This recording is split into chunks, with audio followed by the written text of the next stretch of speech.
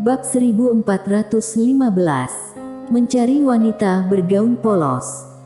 Suke berkata dengan serius, apakah kamu ingin meminjam tangan wanita bergaun polos untuk melenyapkan Dark Abyss? Mendengar ini, Suze membuka kedua matanya.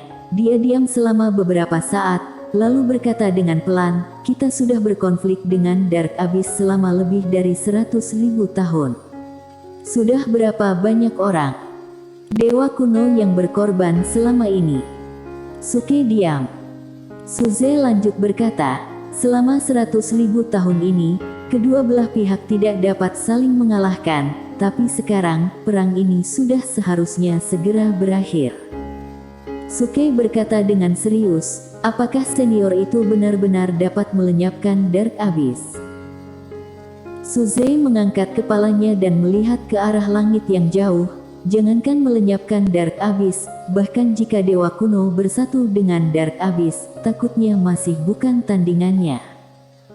Ekspresi Suke menjadi sedikit serius, apakah dia sekuat itu? Mata Suze terlihat sedikit kebingungan, kamu belum pernah menghadapinya, kamu tidak tahu bagaimana perasaan kami saat menghadapinya. Putus asa, benar-benar putus asa. Kehebatan wanita bergaun polos membuatnya putus asa. Saat ini, Suze tiba-tiba tertawa, benar-benar tak disangka Dark Abyss akan mencoba membunuh Mileye, sepertinya Dark Abyss sudah saatnya lenyap. Sambil mengatakan itu, dia melihat ke Suke, kamu dapat menghubungi Tuan Muda Ye dan memberinya sedikit bantuan. Suke mengangguk, aku mengerti. Seolah teringat sesuatu, Suke berkata lagi, menurut yang aku ketahui, Lianzun sedang menyelidiki wanita bergaun polos. Suze tertawa, biarkan dia menyelidikinya. Lagi pula tidak akan ada hasilnya. Seberapa kuat wanita bergaun polos, sekarang hanya orang-orang dari dewa kuno yang tahu, tapi, apakah dewa kuno akan memberitahu Dark Abyss? Tentu saja tidak. Suke berkata lagi, dunia Sahaloka juga. Mendengar ini, Suze diam. Mengenai dunia Sahaloka, bahkan dewa kuno pun harus menghormatinya. Setelah beberapa saat, Suze berkata, kalau Tuan Muda Ye berada dalam bahaya, aku akan melakukan segalanya untuk melindunginya. Suke melihat ke arah Suze, melakukan segalanya. Suze mengangguk, melakukan segalanya. Suke terdiam. Suze berkata, dewa kuno sudah memutuskan untuk berteman dengan Tuan Muda Ye. Suke. Di suatu tempat di angkasa, Lianzun duduk di angkasa, seluruh tubuhnya seperti menjadi satu dengan langit berbintang. Di sampingnya adalah leluhur Dao generasi sebelumnya. Saat ini, leluhur Dao sudah kembali ke tubuh fisiknya. Saat ini, Lianzun membuka matanya, dia melihat ke alam semesta 5 dimensi di bawah, dan berkata sambil tersenyum, leluhur Dao, apa yang kamu rasakan sekarang? Leluhur Dao tanpa ekspresi dan tidak berkata apa-apa. Sekarang Dao Ting sudah masuk ke alam semesta 5 dimensi, apa yang bisa dia rasakan? Dengan dukungan leluhur Dao Ting, tidak ada yang akan mengakui dirinya yang merupakan leluhur Dao ini.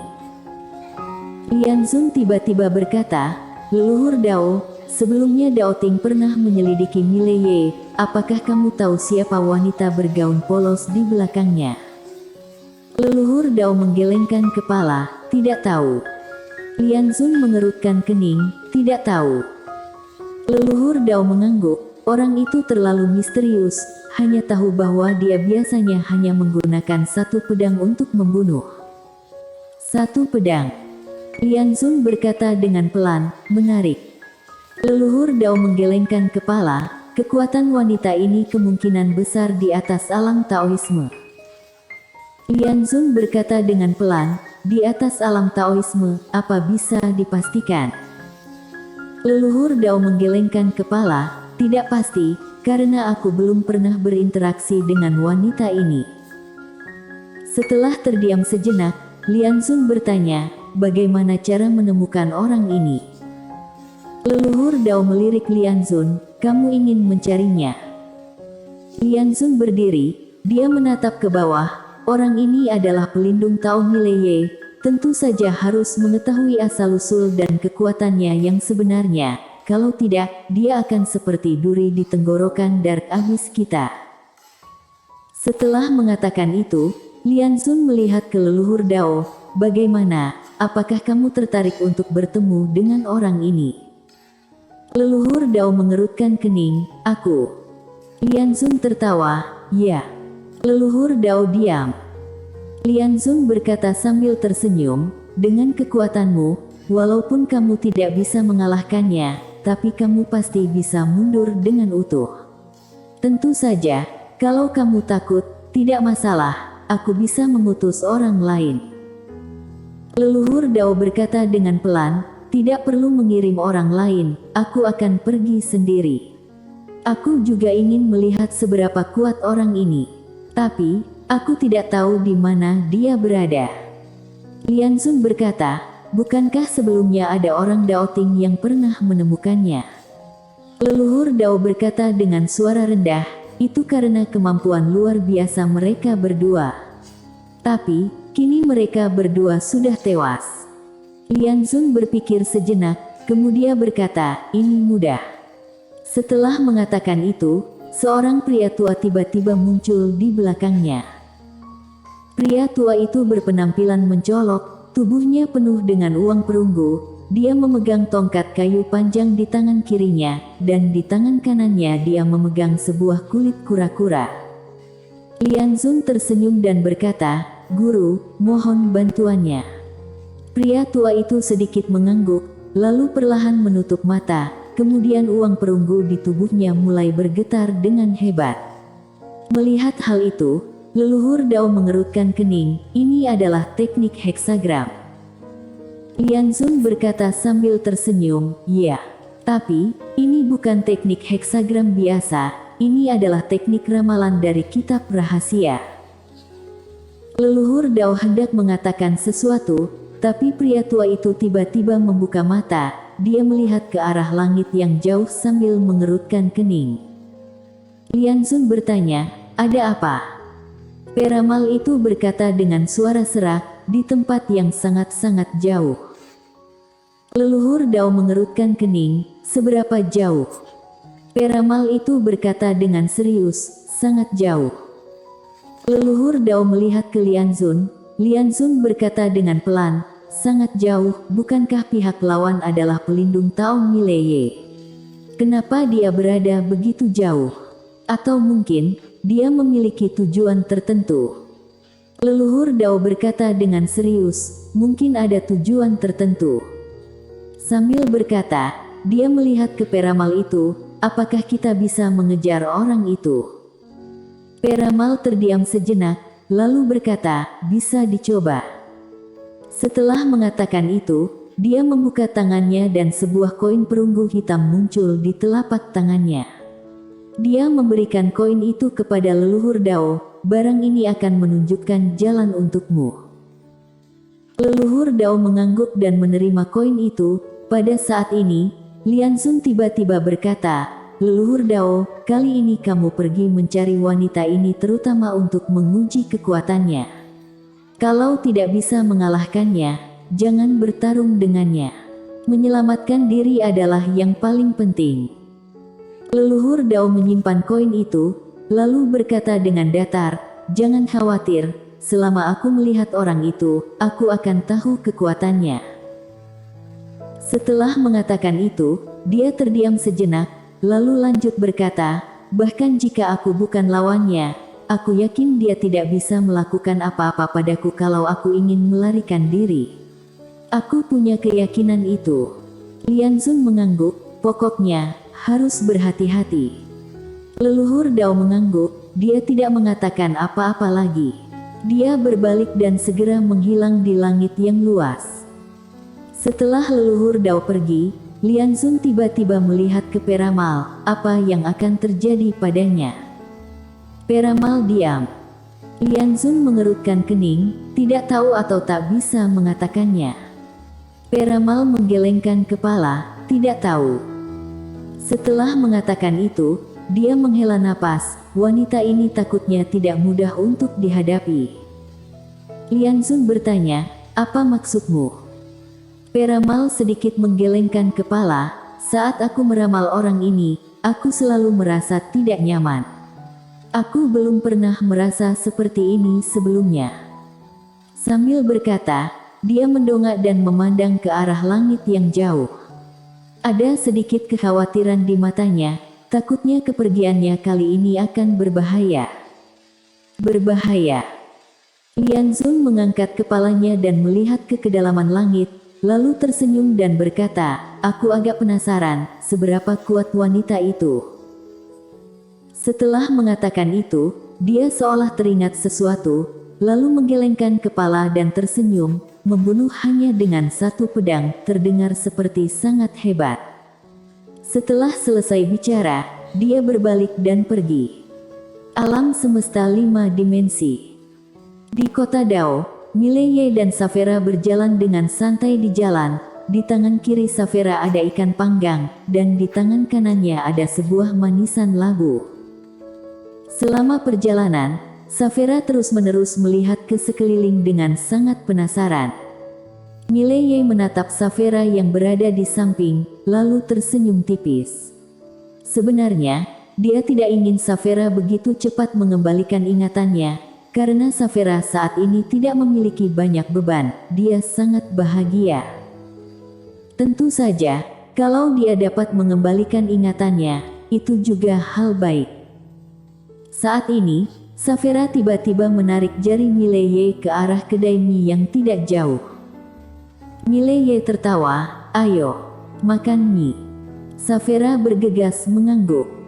Setelah mencari tempat untuk duduk, Mileye melihat ke pemilik kedai di kejauhan, dan berkata sambil tersenyum, 2 mangkuk mie. Di kejauhan, pemilik kedai tersenyum, oke.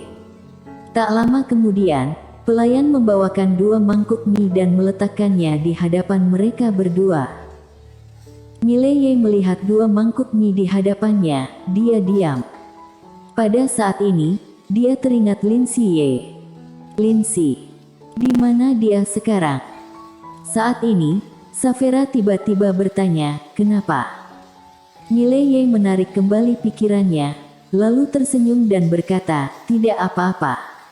Ayo makan mie-nya.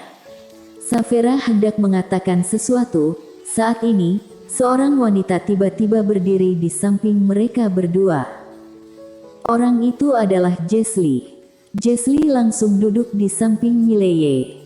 Mileye tertegun sejenak lalu tersenyum, Nona Jesli.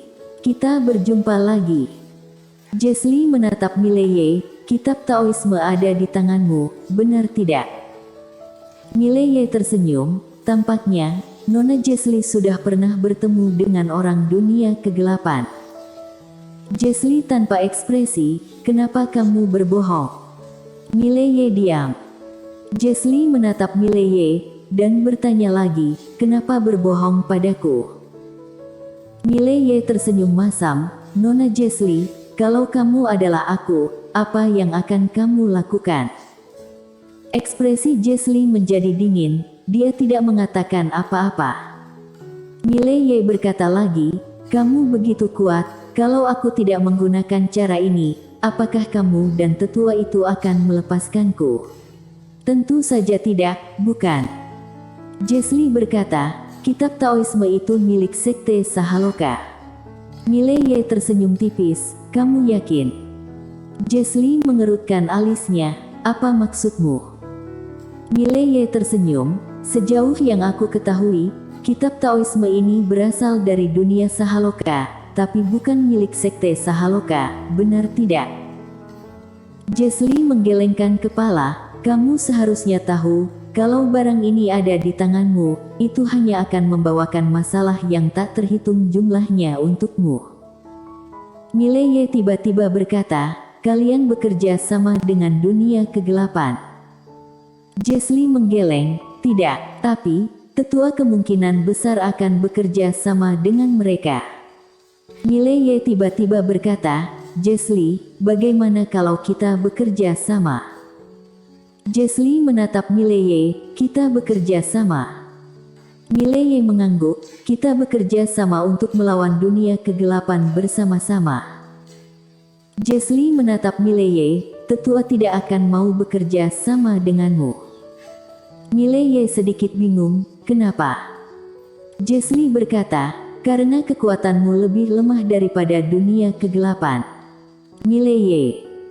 Jeslie lanjut berkata, apalagi, kitab Taoisme di tanganmu lebih banyak daripada dunia kegelapan. Setelah mengatakan itu, dia berhenti sejenak, lalu bertanya, bolehkah aku melihat kitab Taoisme yang ada di tanganmu itu? Mileye tersenyum, tentu saja boleh. Setelah selesai bicara, dia mengulurkan tangan kanannya dan 6 gulungan kitab Taoisme muncul di depan Jeslie. Jeslie terkejut, Mileye membiarkan dirinya melihatnya begitu saja. Jeslie menatap Mileye, kenapa kamu begitu percaya padaku? Mileye tersenyum dan berkata, karena aku menganggapmu temanku. Apalagi, sebagai orang hebat di dunia Sahaloka, kamu pasti tidak akan melakukan hal-hal yang tidak bermoral, bukan?